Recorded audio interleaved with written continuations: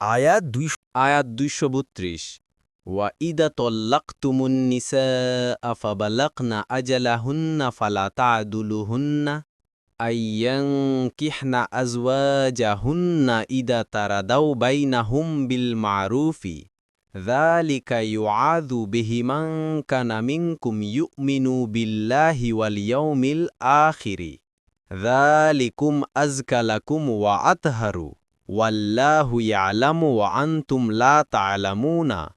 অনুবাদ: আর তোমরা যখন স্ত্রীদেরকে তালাক দাও এবং তারা তাদের ইদ্যৎকাল পূর্ণ করে, এরপর তারা যদি বিধিমতো পরস্পর সম্মত হয়, তবে স্ত্রীরা নিজেদের স্বামীদের বিয়ে করতে চাইলে তোমরা তাদেরকে বাধা দিও না। এই দ্বারা তাকে উপদেশ দেয়া হয়, তোমাদের মধ্যে যে আল্লাহ ও আখিরাতে ঈমান রাখে, এটাই তোমাদের জন্য শুদ্ধতম ও পবিত্রতম। আর আল্লাহ জানেন, আর তোমরা জানো না।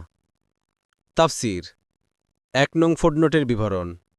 এখানে সে সমস্ত উৎপীড়নমূলক ব্যবহারের প্রতিরোধ করা হয়েছে যা সাধারণত তালাকপ্রাপ্ত স্ত্রীলোকদের সাথে করা হয়। তাদেরকে অন্য লোকের সাথে বিয়ে করতে বাধা দেয়া হয়। প্রথম স্বামীও তার তালাক দেয় স্ত্রীকে অন্যত্র বিয়ে দিতে নিজের ইজ্জত ও মর্যাদার অবমাননা মনে করে। আবার অনেক পরিবারে মেয়ের অভিভাবকগণও তার দ্বিতীয় বিয়ে থেকে বিরত রাখে। আবার কোনো কেউ এসব মেয়ের বিয়ে উপলক্ষে কিছু মালামাল হাসিল করার উদ্দেশ্যে বাধার সৃষ্টি করে।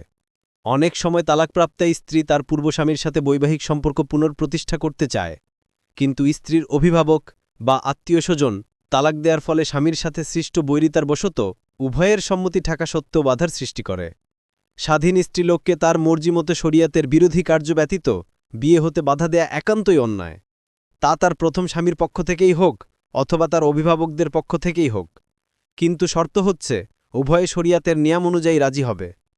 এতে ইঙ্গিত করা হয়েছে যে যদি উভয়ে রাজি না হয় তবে কোনো এক পক্ষের উপর জোর বা চাপ সৃষ্টি করা বৈধ হবে না।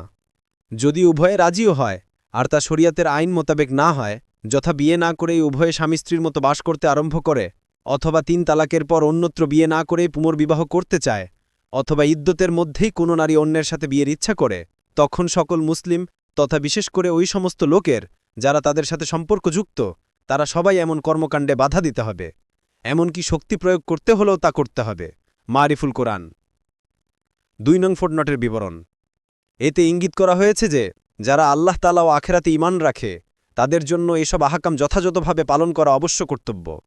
আর যারা এই আদেশ পালনে শিথিলতা প্রদর্শন করে তাদের বোঝা উচিত যে তাদের ঈমানে দুর্বলতা রয়েছে।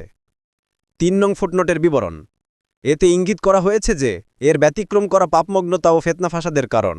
কেননা বয়প্রাপ্ত বুদ্ধিমতী যুবতী মেয়েকে সাধারণত বিয়ে থেকে বিরত রাখা একদিকে তার প্রতি অত্যাচার, তাকে তার অধিকার থেকে বঞ্চিত করা, অপরদিকে তার পবিত্রতা ও মান ইজ্জতকে আশঙ্কায় ফেলারই নামান্তর। তৃতীয়ত, সেই যদি এই বাধার ফলে কোনো পাপে লিপ্ত হয়ে পড়ে তবে তার সে পাপের অংশীদার তারাও হবে যারা তাকে বিয়ে থেকে বিরত রেখেছে।